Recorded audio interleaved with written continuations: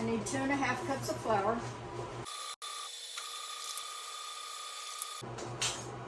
2 tablespoons of sugar,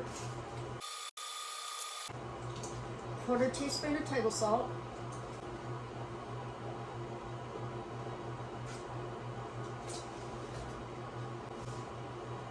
now I'm going to stir this up. I'm going to cut up this shortening and butter into small pieces before I cut it into the flour. When you're making a pie crust or a pastry, the smaller your fat pieces are when you start out, the less work you have to do. So what I'm going to do is I'm going to cut this shortening down this way. I'm cutting it into thirds. Don't know if y'all can see that. So see, I've cut it down lengthways into thirds, and now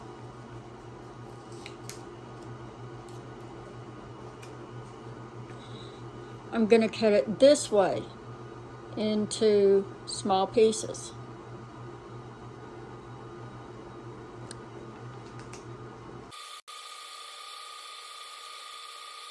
Now I'm going to cut it this way, and when I cut it down this way, it's going into the flour.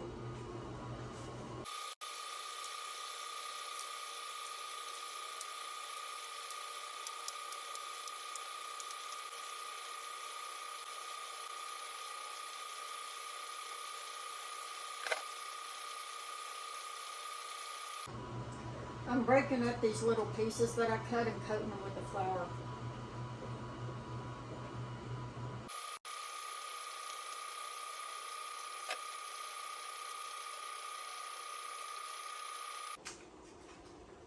Okay, that was 8 tablespoons of shortening that I put in my flour. And now I'm going to put in 12 tablespoons of butter.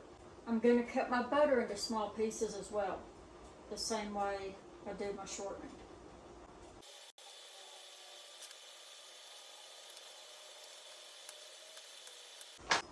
See, it's a lot easier cutting this butter into 1/4-inch dices than it is cutting up that shortening. So I can just break this butter apart, see? And it's perfect. Anytime you make pie crust, your ingredients have to be really cold, the same as when you're making biscuits.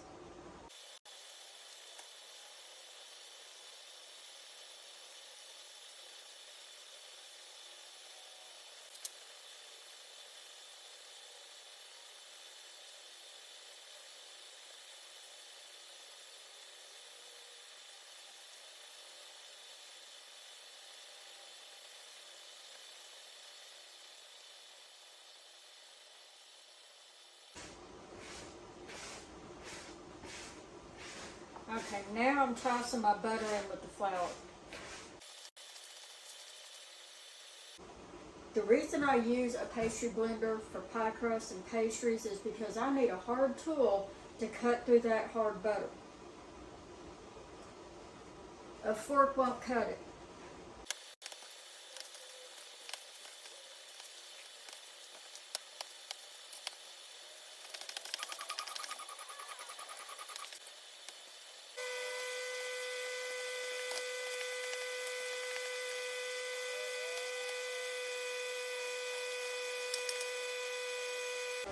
I'm going to crumble it in between my hands and get it nice and crumbly.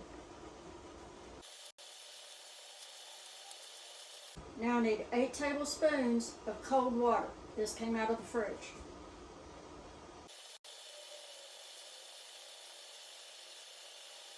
And I'm going to use a spoon to mix it up.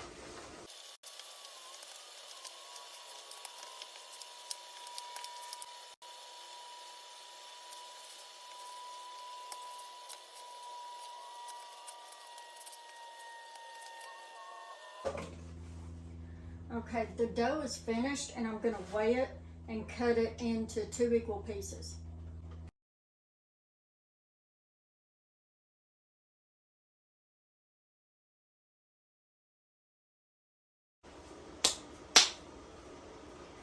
I'm going to flatten these out a little bit. And I'm going to put them in the fridge and chill them before I roll them out.